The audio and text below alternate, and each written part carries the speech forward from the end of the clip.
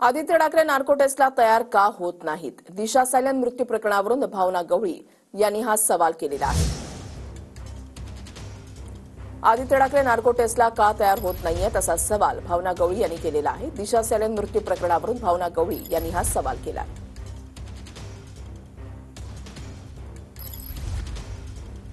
दिशा silent प्रकरणावरून आदित्य ठाकरे यांच्यावर आरोप प्रत्यारोप जे आहेत ते आता सुरू झालेले आहेत। आदित्य ठाकरे नार्को टेस्टला तयार का होत नाहीत असा सवाल आता भावना गवळी यांच्याकडून उपस्थित करण्यात आलेला आहे।